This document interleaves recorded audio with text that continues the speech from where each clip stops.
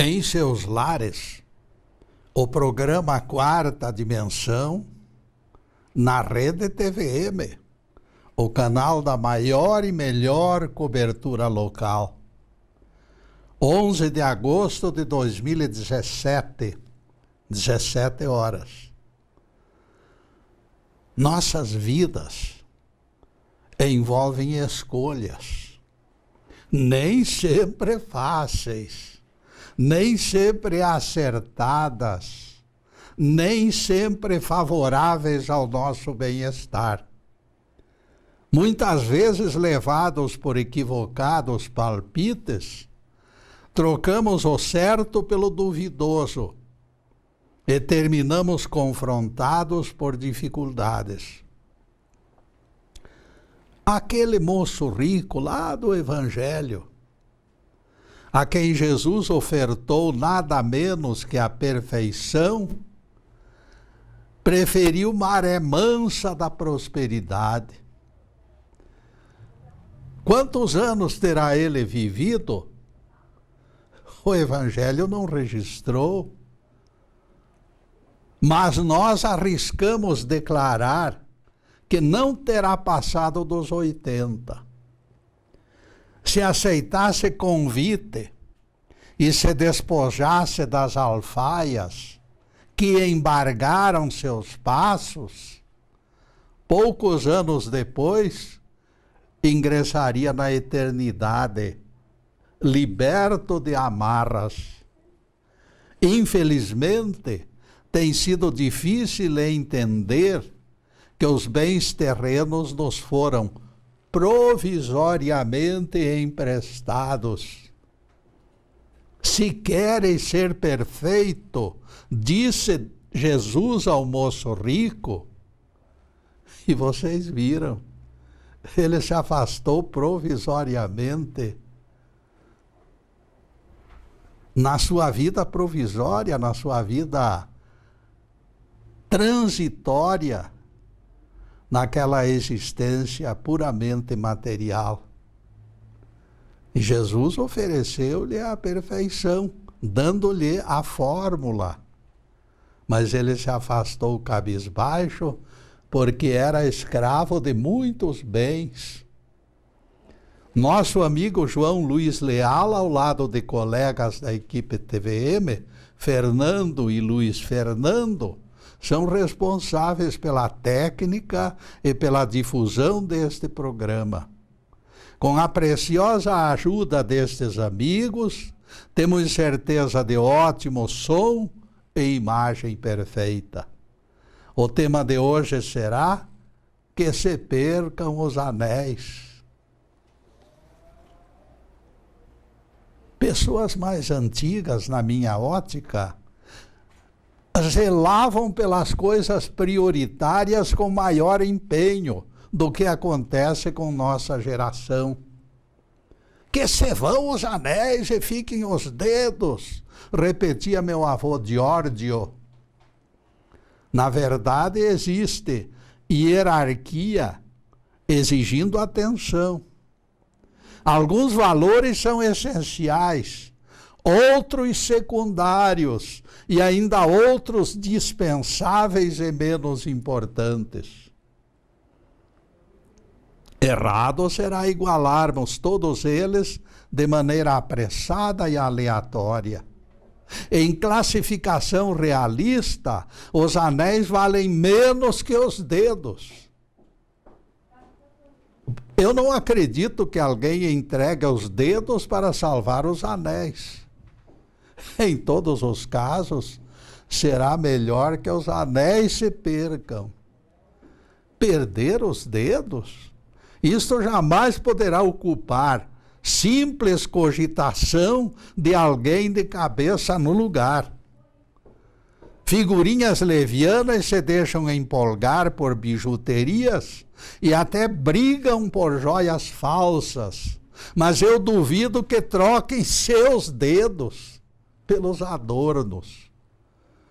Numa praia do Nordeste, algumas crianças organizaram um concurso para apontar a melhor escultura feita na areia Arrecadaram dinheiro entre os banhistas para premiar os 3 primeiros lugares e redigiram até regulamento. Cada grupo fez a sua escultura, com bastante entusiasmo, e alguns pais foram eleitos como jurados. Tudo foi bem até a primeira discussão. Cada concorrente se declarava merecedor do prêmio e não aceitava avaliação diferente.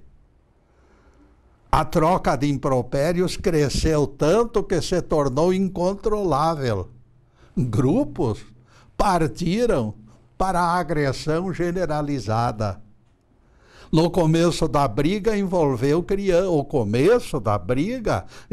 somente as crianças, mas cresciam indícios de que os pais não tardariam a participar da batalha.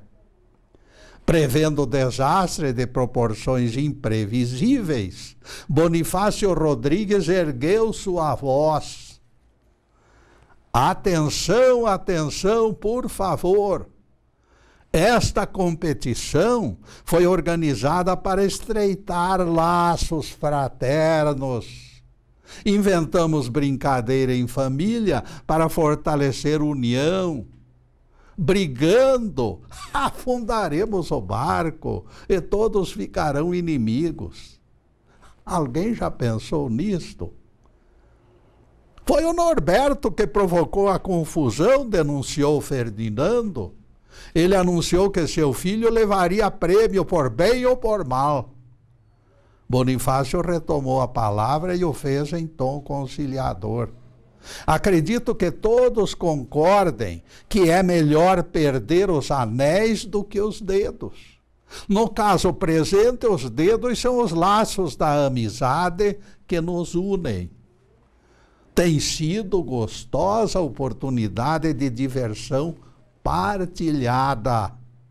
Partilhada e sem discórdias, rematou Ferdinando. Essa disputa que nos avilta e nos enfraquece representa os anéis. Vamos dividir o prêmio entre todos os concorrentes e encerrar o assunto para continuarmos amigos. Finalmente prevaleceu o bom senso. Os anéis se foram, mas os dedos ficaram, a amizade ficou. Não vale a pena brigar por nada neste mundo, rematou Norberto. O silêncio com que foram recebidas as palavras de concórdia demonstrou que a fórmula pacificadora fora aceita por unanimidade. O prêmio foi dividido em partes iguais pelos concorrentes e não se falou mais naquele assunto. Ninguém foi aplaudido como vencedor da prova, mas a amizade entre aquelas famílias foi preservada. Que se vão os anéis, rematou o Ferdinando, feliz da vida. Ficaram os dedos, e o desfecho foi motivo de alegria para todo o grupo. Ferdinando manifestava dobrado contentamento, porque seus familiares e seus amigos aceitaram as suas ponderações. Infelizmente, alguns fazem confusão entre o que é importante e o que é secundário. Muitas vezes prevalece o secundário sobre o importante. Pessoas insensatas costumam trocar as bolas. É o Evangelho que nos aponta esta falta de nexo. É Jesus censurando os sacerdotes do seu tempo. Ai de vós, escribas e fariseus hipócritas, porque dais o dízimo da hortelã, do endro e do cominho, e negligenciais a justiça, a misericórdia e a fé. Guias cegos, que coais mosquito, e engolis cabelo. Mateus 23, versículos 23 e 24. O mestre expõe a incoerência daquelas figurinhas que valorizavam o dízimo como essencial e negligenciavam o que realmente importava. Os mais nobres preceitos na apreciação dos fariseus valiam menos que hortaliças e ervas. A arrecadação é o ponto mais alto na escala de interesseiros. No que concerne aos judeus, o dízimo era obrigatório. Aqueles sacerdotes cobravam até os pequenos valores gerados pela hortelã, pelo endro e pelo cominho. O dízimo era coisa sagrada para aqueles guardiões do dinheiro público. Legítimos mandamentos eram esquecidos, ao contrário da coleta que funcionava de maneira plena todos os dias da semana. Na opinião bem-humorada do nosso rabi, os fariseus coavam zelosamente os mosquitos e engoliam aleatoriamente camelos. Eu chamo a atenção de vocês para a expressiva linguagem de Jesus. Ele expõe crítica pertinente, desenhando imagem que não admite retoques pelo desenho perfeito e pela censura repleta de revelações. Fica fácil imaginar a cena. Alguém coando mosquitos, concentrado na tarefa, profundamente absorvido e zeloso de que nenhum inseto lhe escape.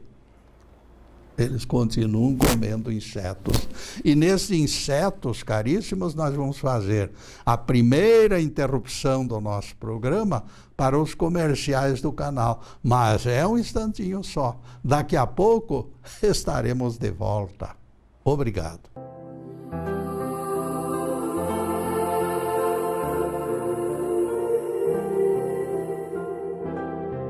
E já estamos no segundo bloco do programa Quarta Dimensão. E por gentileza do João Luiz, o nosso site já está na telinha. E convidamos vocês para visitá-lo. Obrigado, João. E pedimos atenção especial, caríssimos, para o assunto que tomou dianteira dentre as palestras colocadas no YouTube pelo amigo Zube. Jesus ordenou trabalho no sábado. Esta palestra é a que mais rendeu acessos. Por amostragem, é o assunto preferido dos telespectadores. Pudera. Essa palestra define até a importância que tem o decálogo dentro da nossa disciplina cristã. Por amostragem, esse foi o assunto preferido dos telespectadores. Jesus ordenou trabalho no sábado. Pelo impacto do tema, a exposição tem sido procurada também para leitura no site, pois a validade do decálogo é abordada com detalhes. Em seguida, a continuação do assunto, que se percam os anéis. Preocupação de coar mosquitos transforma o fariseu em figura caricata em nossa imaginação. O compromisso insólito do sujeito pernóstico ganha contornos de robô, rodeado de insetos pela direita e pela esquerda, para que ele coe. Ele se encontra tão preocupado com mosquitos que esquece a prevenção contra bichos maiores. E a mesma criatura distraída engole camelo, na palavra de Jesus. Não sou eu que estou falando, foi Jesus. Ele engole camelos, coa mosquitos, engole camelos. Ampliando o tamanho da boca, como só acontece em desenhos animados no cinema. Lembramos serpentes que engolem animais maiores do que ela. Fica aquela barriga enorme descansando na relva. Vejam só, lembramos que serpentes engolem animais maiores do que elas. Fica lá no meio da barriga da serpente, aquele enorme bicho. Se alguém criativo como Jesus, somente Jesus mesmo, poderia conceber uma ideia tão abrangente. É o nosso tema, apreciado de forma invertida. Evitando mosquitos, o gajo engole camelos, na oportuna constatação do Rabi Galileu. É a mesma coisa que alguém oferecendo os dedos para salvar os anéis. Ele esqueceu que sem os dedos, os anéis perdem serventia.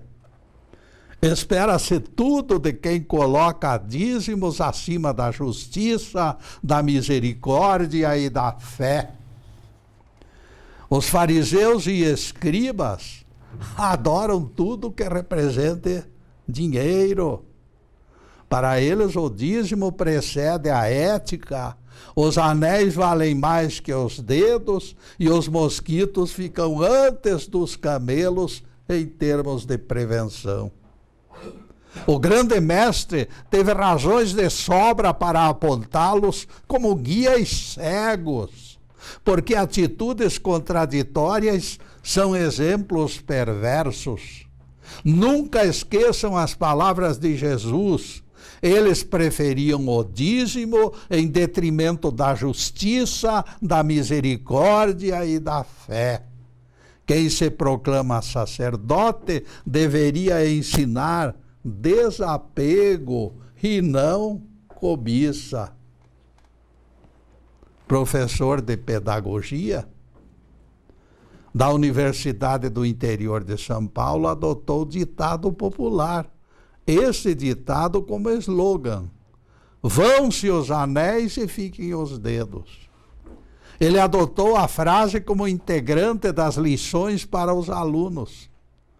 E isto vai ajudá-los no mestrado e na vida, disse o professor. Desde que alguém defina prioridades, este alguém se tornará mais forte. Márcia Ramos subscreveu o depoimento deste professor sobre sua experiência pessoal. Ela aceitou o que o professor disse e colocou em prática em sua vida. Eu e o meu marido recebemos más notícias, explicou ela. Perdemos nossa poupança em negócio errado. Meu marido leu a carta para mim e me olhou desalentado. Narrou Márcia. Em seguida, ele se afastou extremamente deprimido para o escritório. Eu pude ver seus olhos úmidos, disse Márcia. Acompanhei seus movimentos apreensiva, temendo um gesto tresloucado. Senti aperto no estômago e reconheci que a situação era grave. Foi então que me surgiram na mente as palavras do professor. Quando alguém classifica a prioridade, se torna menos vulnerável. Olhei pela vidraça e vi nossas filhas erguendo o castelo de areia na praia. Perto delas o Pedrinho brincava, espojado, rindo, totalmente descontraído. Por detrás das crianças, os pássaros formavam desenhos no céu. Senti desfeita a contração do estômago e a paz voltou. Retornou a paz. Márcia Ramos procurou o marido e lhe disse: toda a perda se resume em dinheiro, que nós podemos recuperar. Que se vão, portanto, os anéis, os dedos estão intactos. Do lado de cá, simbolizados nos dedos que se preservaram, estão as crianças saudáveis brincando na areia. O verdadeiro patrimônio da vida deles não desapareceu. Acima de tudo, precisamos avaliar que teremos Deus do nosso lado se não nos revoltarmos contra a sua vontade. A pergunta será sempre a mesma: qual o aspecto mais importante? É atrás disto que nós deveremos correr. Dedos ou anéis? Eis a questão. Aplicando lógica no raciocínio, qualquer pessoa pode dimensionar onde se encontra a verdadeira prioridade. Valerá usar bom senso e abrir o coração.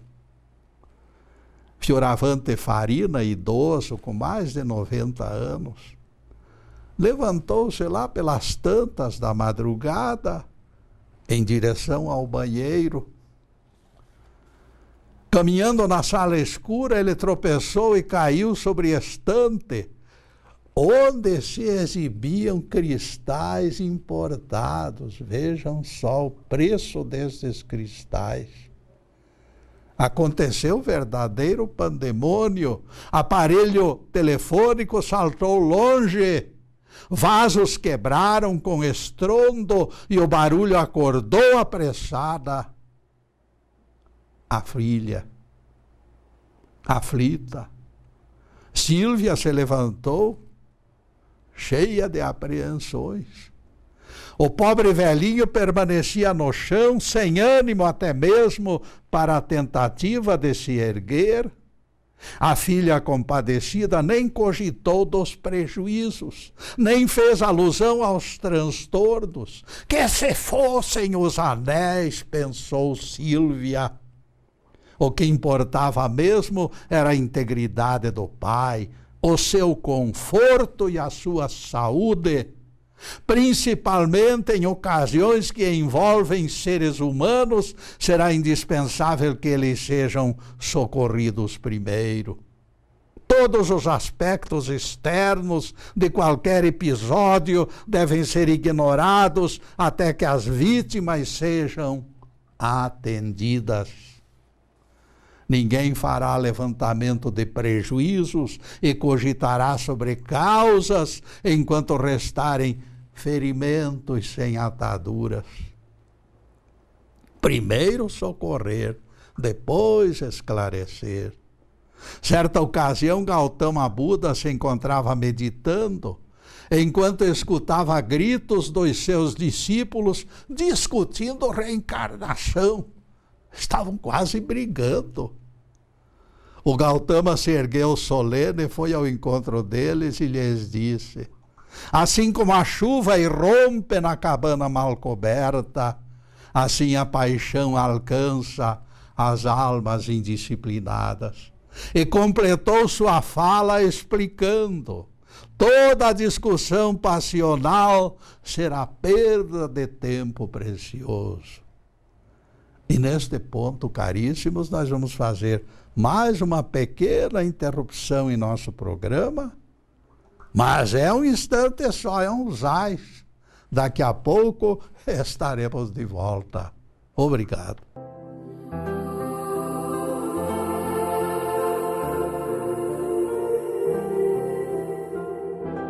Estamos retornando com o programa Quarta Dimensão, terceiro bloco. O apóstolo Paulo colocou no pódio 3 virtudes cristãs. Agora, porém, permanecem a fé, a esperança e o amor. Dentre tais virtudes, todavia, a maior delas é o amor. 1 Coríntios 13, versículo 13. Se a frase não definisse prioridades, colocaríamos todas as 3 na mesma altura. Os anéis, os dedos, apareceriam na mesma altura do pódio, caríssimos. Quem possui fé e conserva a esperança é sábio, pois almeja algo, acredita em algo, deposita fé e esperança de que aquilo vai ocorrer. Ele deposita a fé, ele espera que aquilo ocorra. Quem alcança amor no coração, porém, sobe de grau acima. De sábio ele se torna sapiente, de crédulo expectante, ele passa a vidente espectador. Ele enxerga as maravilhas da criação divina através do seu olho mágico, do seu olho espiritual que se localiza aqui no meio da testa. Movido pelo amor, o Filho de Deus deixa de ser eterno aspirante em busca da verdade. Ele passa a transpirar inefável presença da graça divina, se torna vidente, se torna um sapiente. Ele conhece a própria verdade. E depois desse pinguinho de doutrina, continuaremos expondo o assunto de hoje, que se percam os anéis. Antes de discutir sobre vida passada e futura, prioridade absoluta nos conclama: socorrer aos sofredores. Esta é a grande verdade. Todas as verdades outras são verdades com o V minúsculo, com a letra minúscula. Quando alguém é ferido por seta, antes de cogitar de onde ela terá surgido, providência excelente será retirar a seta. Depois de todas as providências saneadoras, porém, ainda não é chegado o momento de acender discussão. Ainda nos resta fazer curativo. Tudo que se revelar secundário permaneça em compasso de espera, até a cessação de gemidos e dores. É o clamor levantado pela nossa exposição de hoje. Primeiro os dedos. Quando o ladrão atacar, não olvides que você vive independente dos anéis, dos dedos, não. Certa vez na Índia, aconteceu algo triste. Mulher jovem acompanhou doença do filho, do único filho. Presenciou impotente o avanço da enfermidade que foi detonando suas energias. Quando a vida abandonou o corpinho frágil, a mãe terminou quase enlouquecendo de dor. Apertando o filho morto de encontro ao seio, ela procurou monge em busca de ressurreição milagrosa. Este compadecido lhe disse: eu não tenho o remédio que a senhora me pede, mulher, mas conheço alguém que poderá ajudá-la. E o monge apontou a figura do Buda, que aparecia pregando em aldeia próxima. E a mulher correu ao encontro do iluminado, implorando o retorno do espírito ao corpo da criança. Sim, ele disse, sim, mulher, eu conheço o remédio infalível. É a semente de mostarda, rematou ele. A mulher já se regozijava com a indicação de remédio tão fácil, quando o profeta lhe disse: existe condição, no entanto, para que esta semente faça efeito, mulher. Você terá que encontrá-la em uma residência onde nunca tenha morrido nem esposa, nem marido, nem filho, nem escravo. Tal casa não existe em parte alguma, foi a resposta da pobre mãe, em sua volta, depois de longa peregrinação, por todas as casas da vizinhança. Todas as cabanas que procurei amargaram o fel do luto, da viuvez e da orfandade. A morte deixara sua marca devastadora na soleira de todas as portas. Foi nesta altura que a mulher compreendeu o sentido da lição que o iluminado Buda lhe ensinara. Mergulhada em profunda cisma, em silêncio, ela adentrou a floresta e enterrou a criancinha morta. Quando voltou para a aldeia, Buda lhe perguntou: você encontrou a semente de mostarda, filha? Não, Senhor. Eu não encontrei a semente, mas fui curada. E agora estou pronta para seguir-te em paz. Gautama Buda afastara dela o desassossego de apego doentio e lhe devolvera a paz de aceitação sem revolta da vontade de Deus. A verdade é que muitas vezes mergulhamos em oceano de valores reais e alguns virtuais que se interpenetram e produzem desassossego em nossas vidas. Misturamos a vida com a morte e a morte com a vida.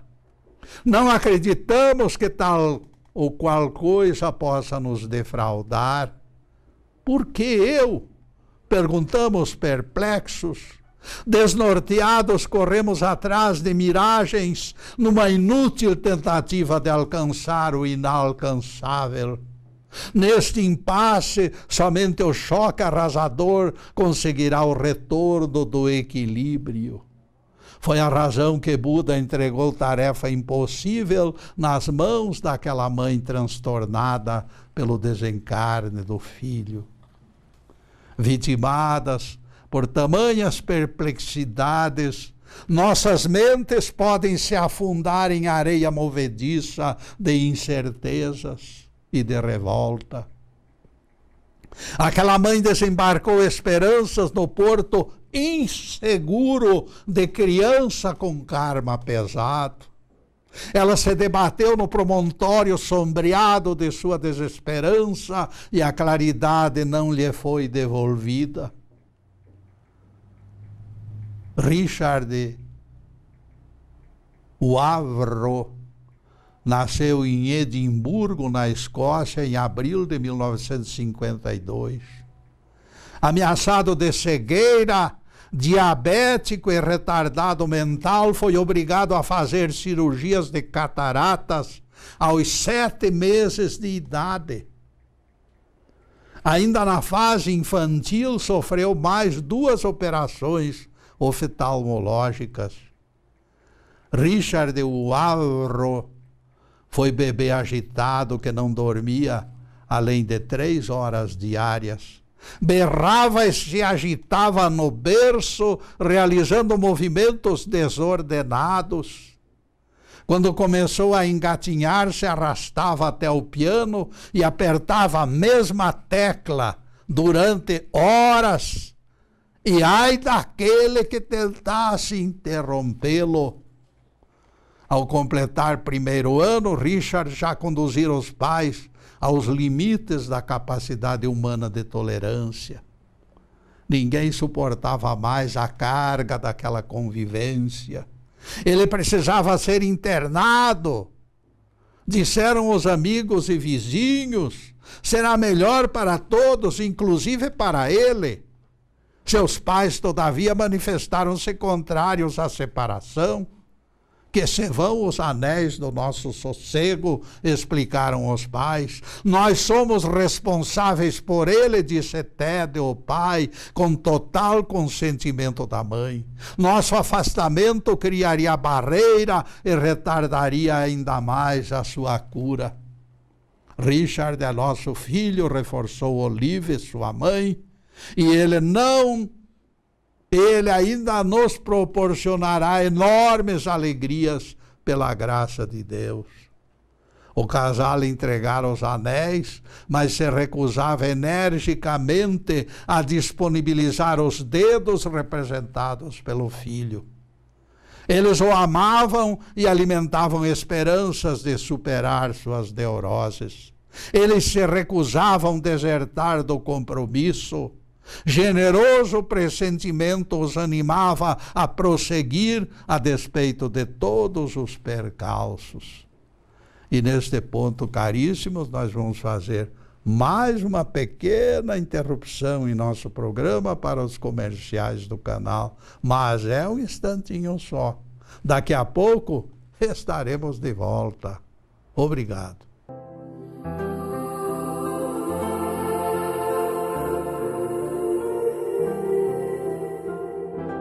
E atingimos o último bloco do programa Quarta Dimensão.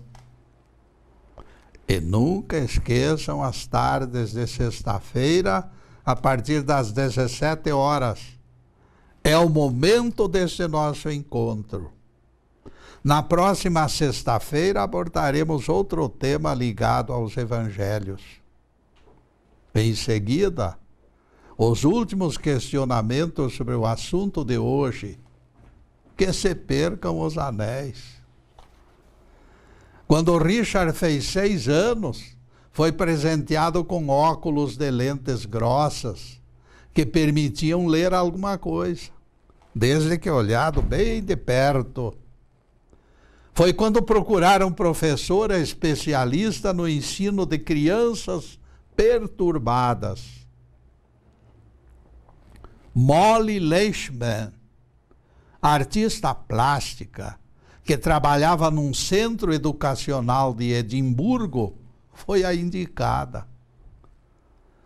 Fui atraída pela fisionomia da criança, que mostrava muito sofrimento, diria Molly mais tarde, e por aqueles pais amargurados. Eu prometi que faria tudo para ajudar. No centro, o menino de imediato se revelou problema. Seus gritos assustavam as outras crianças, interrompendo atividades. Depois da gritaria, ele ficava mudo por longo tempo e se distanciava de todos, revelando enorme retraimento. Retornava do transe superativo. Fazia rodopiar coisas que carregava com insistência doentia, lápis, bolas, garrafas e até o seu próprio corpo. Tudo girava adoidado em suas mãos. Era difícil suportar tamanha loucura. E Molly conjecturava: vou devolvê-lo aos pais e lavar as mãos. Este menino é incorrigível. No fundo da consciência da professora, porém, algo a incentivava. Persista, mulher, tenha paciência. A calma do seu dia eram os anéis perdidos. Mas os dedos do seu futuro triunfo, ela os enxergava naquela criança perturbada. Ali se encontrava a pérola que deveria ser arrancada da casca. Ali se encontrava diamante bruto em território agreste que lhe cabia desbravar. Muitas vezes pensei em desistir, afirmaria Molly mais tarde. Mas havia algo em Richard que me fornecia ânimo para continuar. Ela descobriu o que era este algo quando entregou o lápis ao menino retardado, totalmente inacessível, e lhe entregou folha. 3 vezes ele deixou que o lápis escapulisse das suas mãos. 3 vezes a professora juntou o lápis e recolocou em sua frente. Ajudou e ensinou a criança a segurar o lápis e conduziu sua mão a traçar 2 linhas grandes e fortes. Ele entendeu e agarrou o lápis com energia. A vontade da professora era que ele imprimisse alguma coisa naquele papel. E ele obedeceu. Em pouco tempo aprendeu a ficar concentrado, rabiscando o desenho em variadas cores, em toda a extensão da página. Enquanto trabalhava, seu rosto parecia de outra pessoa. Imensa serenidade o mantinha concentrado e absorto naquelas horas de trabalho. Desapareciam todos os sinais de perturbação. Sem a menor expectativa de enxergar algo aproveitável, Molly se aproximou para ver a figura traçada naquele papel na primeira vez e levou tremendo choque. Aquilo não parecia desenho de criança. Tinha todas as características de alguém familiarizado com técnicas artísticas. O garoto desenhara algo esplêndido. Como pode ter acontecido? Criança retardada realizar obra artística? Eram as interrogações que passavam pela cabeça da professora. Molly se emocionou tanto que as lágrimas escorreram pelo seu rosto. A professora agradeceu a Deus por não tê-lo rejeitado, de vez que já reconhecera o surgimento de um mestre da pintura. Bendita a hora que ela deixara que os anéis do sossego se perdessem. Aquela criança representava os dedos que Deus permitira que ficassem para a glorificação do seu magistério. Richard com certeza captara detalhes enquanto viajava nos ônibus escolares e o reproduzira de memória. Molly não teve coragem de divulgar a façanha. Talvez aquilo tenha acontecido por acaso e não se repetisse. A ficha ainda não caíra para aquela professora. Ela não podia sequer imaginar que criança nas condições de Richard fosse portadora de tamanha habilidade. A professora mostrou o esboço para a artista, seu conhecido, e o profissional manifestou-se empolgado, sem acreditar naquilo. O caminho se abriu, a notícia se espalhou e todos reconheceram. Será necessário esclarecer, amigos. Não houve modificação espetacular e repentina. Richard continuou tendo acessos por mais algum tempo. Não lhe foi fácil se desprender do casulo das deficiências. Aquela faculdade artística, no entanto, terminou sendo atalho para o mundo que haveria de aplaudi-lo. Todos os outros caminhos, ainda intransitáveis, restavam para a lenta e prolongada recuperação. Richard Wavro não se limitava a copiar o que via. Seus esboços refletiam enormes conflitos. Eram janelas revelando visões aterradoras. Réstias de luz emergiam de frestas que nuvens escuras tentavam esconder. Desde raios de sol até violentas chamas de incêndio mostravam um vidente ansioso clamando por liberdade. Tudo em Richard Wavro emitia lamento desesperado, clamando por iluminação de Deus. Este é o retrato do artista, com escassa luz nos olhos, aprisionado num escafandro de carne, marcado pela tragédia. E pasmem, senhoras e senhores, diante do nosso Deus maravilhoso e misericordioso, que fere e cura, que derruba e levanta, que corrige e que também perdoa. Este homem vendeu milhares de quadros em centenas de exposições, ao redor do mundo. Louvado seja Deus. Que o Senhor nos abençoe e nos guarde. Que o Senhor faça resplandecer o seu rosto sobre nós e tenha misericórdia de nós. Que o Senhor sobre nós levante o seu rosto e nos dê a paz. Louvado seja o nosso querido Deus Pai. Louvado seja o santo nome de Jesus, o nosso Cristo. E para vocês, meus caros, lá vai os nossos votos, o nosso desejo de que todos estejam sob a imantação divina, abençoados pelo Pai Celestial e pelo nosso Cristo. Muito obrigado, meus amigos, e boa noite.